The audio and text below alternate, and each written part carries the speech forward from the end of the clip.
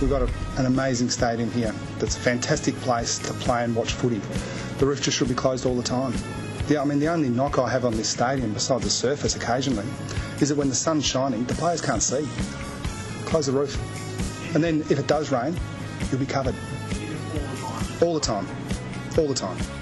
24 and a half minutes past 6 o'clock. Chris Scott supporting his brother, but I think the Scott brothers are banging their head against a brick wall here, BT. Why, Jared? All the stakeholders want it closed. The broadcasters want it closed. The players and coaches want it closed. The spectators want it closed. Guess who doesn't? The AFL. Well, this is the point. This has been an issue raised 150 times with different people at the top of the tree at the AFL, different commissioners. What is it going to take for them to actually see some common sense? Let's join Brad Scott, who raised the issue again on the weekend. Well, I appreciate you raising it, Brad, and I hope you get a result because it seems just common sense to everyone.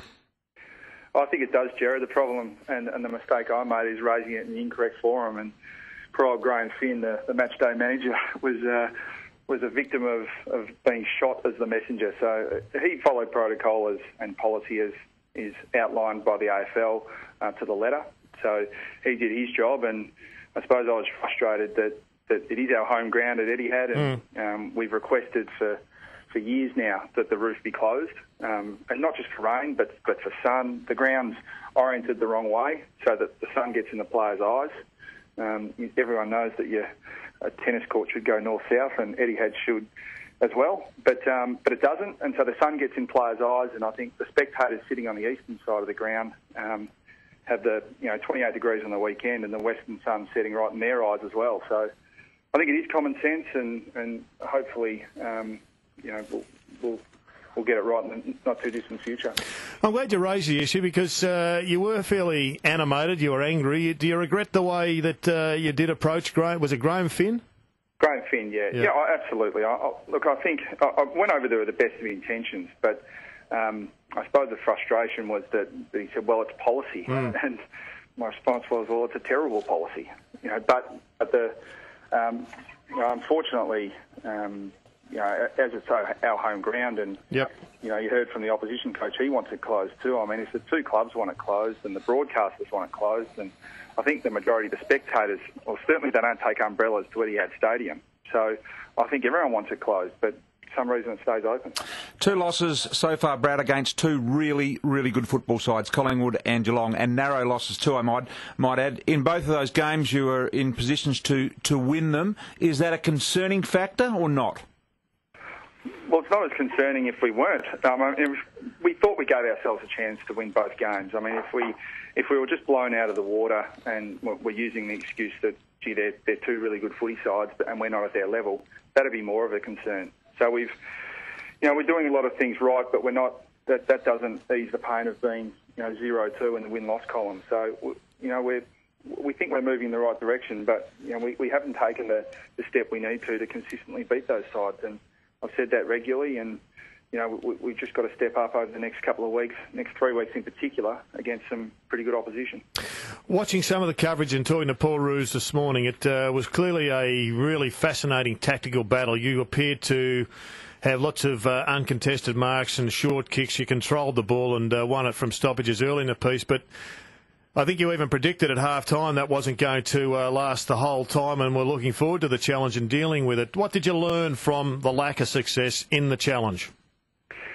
Well, we learned 2 things, and the one is a lesson that's been taught to us many times in the competition, many times, in that Geelong's experienced players just refuse to give in, and they refuse to be beaten. So we learned that lesson again. But we also found that we just couldn't maintain what we were doing in the first half, and part of that was we couldn't get our hands on the ball early in the third quarter. Geelong won the centre clearances 6-1. We couldn't get the ball back off them, and they were able to score pretty quickly. And we gift-wrapped some goals for them in the second half, which they're the disappointing ones against really good sides because you work so hard to score yourself, and then when you just give up some really easy goals through costly, simple mistakes, it ends up playing a telling part in the end of the game. In a more generic sense, Brad, what sort of depth do you think you've got this year? You look at the really good sides and they appear to have sort of 28, 29, maybe 30 players that can play senior football at any one time. Where are North Melbourne at in this department? I think we've got that. I mean, we know that we're probably going to need somewhere between 28 and 35 players this year. So, and we're confident we've got players who are really knocking on the door. The problem we've got a little bit at the moment is probably our 23rd, 24th ranked players are probably players like Mad Jack Daw, Daniel Curry and Aaron Black. And unfortunately, for us and for them, Goldstein, Petrie and Tarrant, those guys are taking those positions. So we're really looking to try and bring some more midfield run into our side. But at the moment, one of the challenges for our list is we still ranked 14th in experience and 14th in age. So we've got real confidence in the young players we've got, but the challenge is, can they take the next step this year, or is it going to take them longer? You know Mark Neild pretty well, Brad. I think you were there at the time that he was at Collingwood. What would you say to him now, given the position of the Demons? Well, I'd say to him that you're going to be a hell of a lot better tomorrow, the next day, the next week, the next year than you are right now. I mean, that's it might sound very simple, but people want to judge too quickly, and no doubt they're going through a really tough time, and but they are going to get better. They are going to improve. I think the biggest risk that you take is that you keep throwing out one strategy and going to the next without staying the course. And you need to continually reevaluate your strategy and make sure that it is the right one. But I think continually changing strategy is risky in the medium to long term. Scott Thompson was reviewed by the match review panel for diving. Have you spoken to him about it? It's not as if he needs to dive. He wins plenty of his own footy. Is that something that you would address with him? Yeah, I would, Jared. I think that I've mentioned this publicly with Lindsay Thomas before. I mean, Lindsay is a terrific contested ball player and wins the ball. And we want to let the umpires do their jobs. And the umpires have made it really, really clear with the way they umpired the game in the last couple of weeks that they reward the player first to the ball. And Lindsay and Scotty Thompson get to the ball first. But it is interesting that on that investigation for staging, they actually turned it round and investigated Stokes for striking. So I don't think they're staging when you actually get hit. Tell me about the Swans. If you're going to play the Swans, I think this is a good time. You would clearly be fired up, obviously. You've yet to win a game. And the Swans just appear to have had 2 easy kills, soft start if you ask me, and they're gettable. You must be looking forward to the challenge. We are. We've had some great battles against them in the past, and they run so deep through the midfield that they don't rely on any one player. Jared McVeigh was terrific on the weekend, but he's got great support.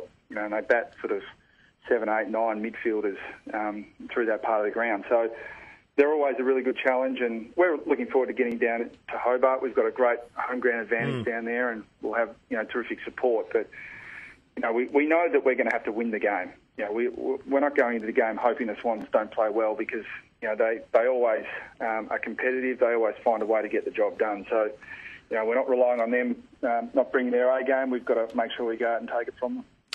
Brad, great to have you on.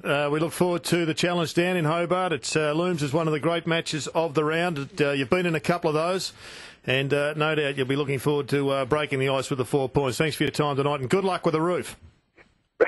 Thanks, Jared. Thanks, Brian. Brad Scott, North Melbourne coach.